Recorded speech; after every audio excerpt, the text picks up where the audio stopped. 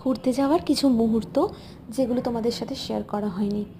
প্রথম দিন যখন এই রিসর্টটায় পৌঁছেছিলাম, এই রিসর্টের এত সুন্দর সিনারি দেখে আমি না জাস্ট মেসমারাইজড হয়ে গেছিলাম। তাই এখানেই বসেছিলাম বেশ খানিকক্ষণ এই সুইমিং পুলে পা ডুবিয়ে। আর সামনের এই পাহাড়টা দেখতে এত সুন্দর লাগছিল। ভিডিও কোয়ালিটি একটু ডাউন হতে পারে, প্লিজ এটার সাথে একটু মানিয়ে নিও। এই প্রপার্টিটা এতটাই সুন্দর যে তুমি যদি সাইট সিনেও না যাও, দুদিন এখানেই স্টে করো, তোমার কিন্তু তাও এই জায়গাটা অসাধারণ লাগবে। তুমি একটুও বোর হবে না। কারণ তুমি যদি পাহাড়প্রেমী হও তাহলে তুমি জানলা থেকেই পাহাড়ের এত সৌন্দর্য অনুভব করতে পারবে যে বলার মতো নয়। আর এখানকার খাওয়া দাওয়াও বেশ ভালো, একটু প্রাইসি তবে তো হবেই না। রুম রেন্ট যদি এত বেশি হয় তাহলে খাবারটা তো প্রাইসি হবেই। এরপর আমি বলবো যে এই প্রপার্টিটার বিশেষত্ব কী। এই প্রপার্টিটা প্রচুর এলাকা ছড়িয়ে আছে, যার ফলে তোমরা সন্ধেবেলা এখানে ঘুরতে পারো, ইনফ্যাক্ট সকালেও এখানে ঘুরতে পারো।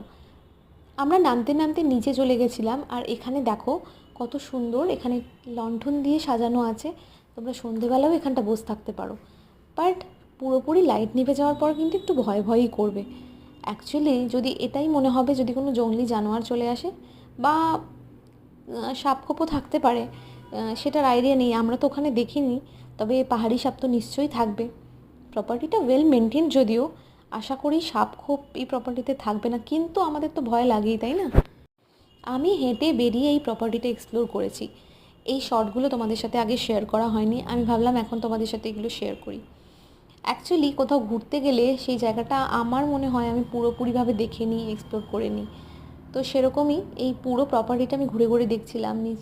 নিচেও দেখছিলাম রুম আছে, জানো তো, অনেক নিচেও অবধি রুম ছিল, এখানেও অনেকে স্টে করে তার মানে। আর এটা হচ্ছে ডাউকি লেকের ভিডিও। আশা করি তোমরা প্রত্যেকেই আমার ডাউকি লেকের ভিডিওটা দেখেছো, না দেখে থাকলে আমি রিলেটেড কন্টেন্টে এটা দিয়ে দেবো। ডাউকি লেকটা কিন্তু আমার মেঘালয়ার বেস্ট লেগেছে। সব কিছু একদিকে আর ডাউকি লেকটা একদিকে। আমি তো ফোনে ক্যাপচার করতেই ব্যস্ত ছিলাম, যেটুকু ফোনে ক্যাপচার করা যায়, কারণ চোখের দেখা তো বাড়ির লোককে এসে বলতে পারবো না বা তোমাদের সাথেও শেয়ার করতে পারবো না, তাই না?